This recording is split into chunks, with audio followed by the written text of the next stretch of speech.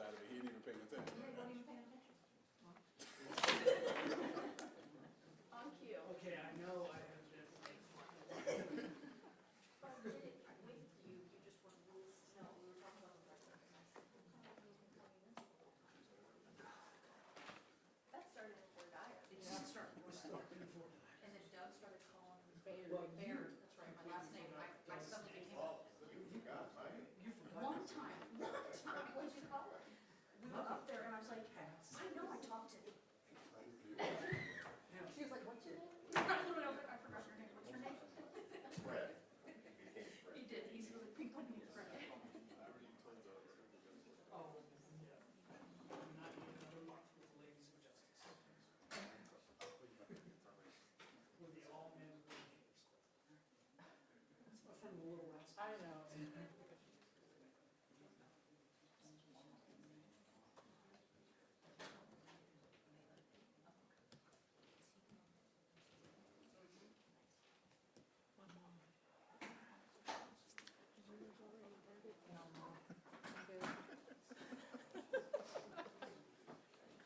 Thanks. She can't wait. Yeah.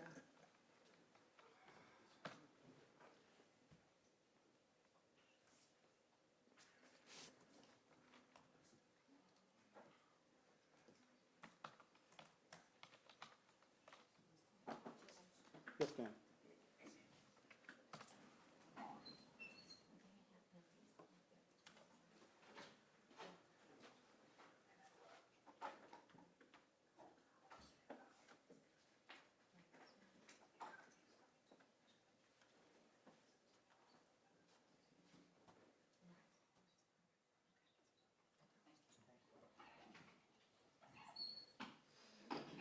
You can bring them up. Yes, sir. Yeah, that's fine.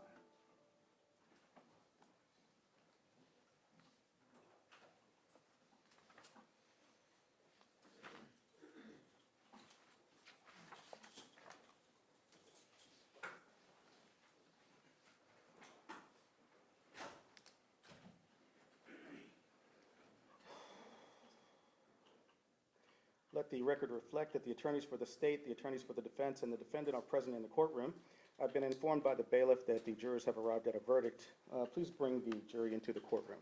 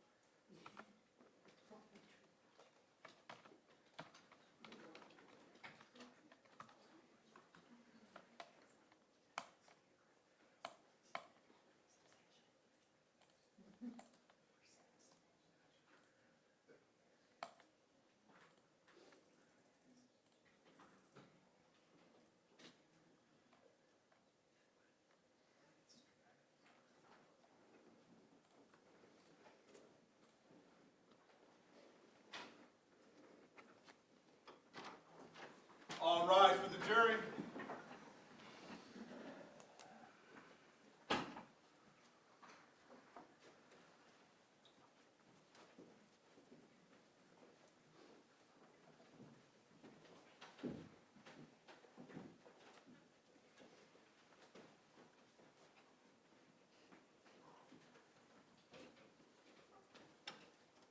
You may be seated.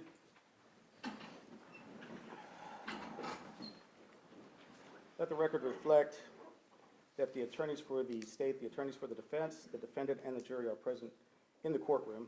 And to the foreperson of the jury, I've been informed by my bailiff that the jury has arrived at a verdict. Is that correct? Yes, it is, Your Honor. All right, thank you very much. And if you would please present that verdict form to my bailiff, who will deliver it to me for inspection. Thank you, sir.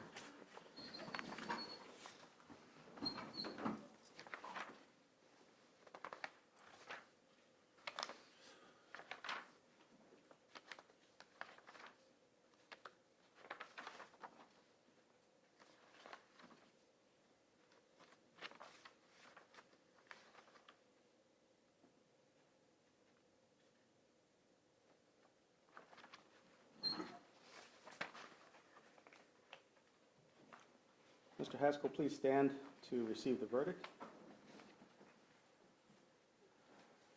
To special issue number 1, do you find from the evidence beyond a reasonable doubt that there is a probability that the defendant, Ronald Lee Haskell, would commit criminal acts of violence that would constitute a continuing threat to society? The answer is, we, the jury, unanimously find and determine beyond a reasonable doubt that the answer to this special issue is yes. Having answered yes to special issue number 1, I will move on to number 2. Special issue number 2, do you find from the evidence, taking into consideration all of the evidence, including the circumstances of the offense, the defendant's character and background, and the personal moral culpability of the defendant, Ronald Lee Haskell, that there is a sufficient mitigating circumstance or circumstances to warrant that a sentence of life imprisonment without parole rather than a death sentence be imposed? Answer, we, the jury, unanimously find that the answer to this special issue is no. Mr. Haskell, you may be seated.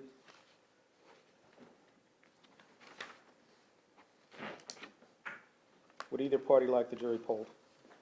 That's the request, the jury be polled. All right, thank you very much. As you will recall, jury, from the guilt-innocent phase of trial, the parties are entitled to have you indicate whether or not this is your verdict. So I will start from the near end front row and ask you individually, and then from the near end back row down to the end. Number 1, ma'am, is this your verdict? Yes. Number 2? Yes. Number 3? Yes. Number 4? Yes. Number 5? Yes. Number 6? Yes, Your Honor. Number 7? Yes. Number 8? Yes. Number 9? Yes. Number 10? Yes. Number 11? Yes, Your Honor. And number 12. Yes, Your Honor. All right, thank you very much. Hearing that the jury's unanimous verdict to special issue number 1 is yes, and that the jury's unanimous verdict to special issue number 2 is no, I do find that the requisite number of jurors necessary to agree to the assessment of punishment in this case has been reached. Mr. Haskell, please stand again.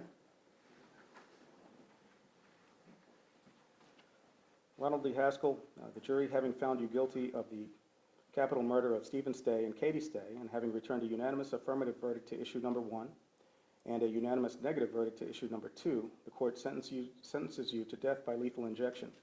It is therefore the order, judgment, and decree of this court that you be remanded to the custody of the sheriff of this county to be delivered to the institutional division of the Texas Department of Criminal Justice, where you shall be continuously confined until 6 p.m. on a date to be determined, when the proper authorities shall administer lethal injection sufficient to cause your death. State, I understand that there is a victim impact statement, and Mr. Haskell, you may be seated. State call, Cassidy, state. Thank you.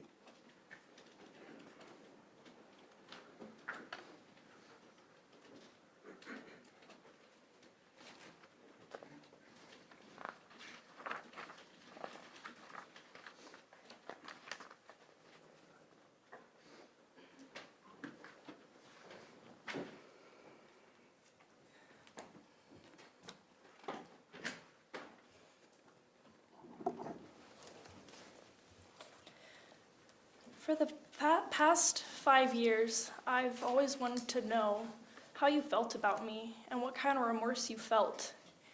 And my family always said that you only felt sorry for yourself, and I didn't want to believe that because I thought, surely he has to feel bad for killing my family. And when I heard that you felt no remorse, something changed inside of me. And I didn't know what to do with that change, and it was causing me a lot of hurt and anger because that was my closure. My closure was the hope that you would feel bad. I no longer have the desire for any closure because this is it. There's nothing left on this earth that will soothe my wounds and worries. Only God can help me now. And that's what I've decided to do with my resentment and my anger towards you. I'm letting go of my emotions, and I'm giving it to God, because He'll take care of me and He'll help me through this. The jury decided that you were going to die by lethal injection, and I respect their decision. Do I think the punishment fits the crime? No. I hope that when you die, you will get the punishment you deserve from God. Only God can help you now. Are you going to feel remorse one day? I don't know. And I want to tell you that I don't care anymore. I'm going to continue to live my life with happiness, and I'm going to move forward, and I'm going to forget about this, and I'm going to forget about you. You've been in control long enough, and now your game is up. You're not in control anymore. You've lost, and this is it for you. God will be there for you when you need him, and that time is going to come quickly for you, whether you like it or not. Thank you very much. You may step down. Deputies, you may remove Mr. Haskell from the courtroom.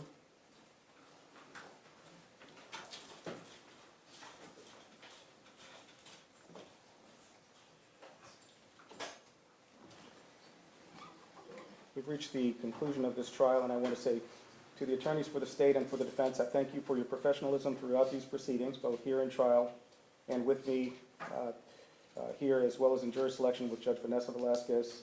I'm also very grateful to Judge Velasquez for the time she spent selecting this jury. I want to express my thanks to the Sheriff's Office for the great job they have done, and to my court staff for their months of hard work as we've handled this case while handling our many other cases. Lastly, I want to say to the jury, this has been a very long and emotionally exhausting trial for all of us, especially for you.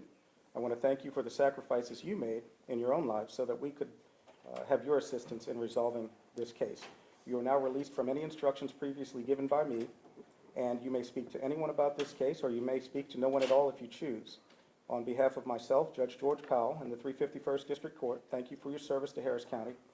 Once you're dismissed and you return to the jury room, please remain there for a few minutes until I've had the opportunity to speak with you before you go. These proceedings are concluded, and you're hereby dismissed, and court stands in recess. You take them out. All rise for the jury. We'll let them go in first.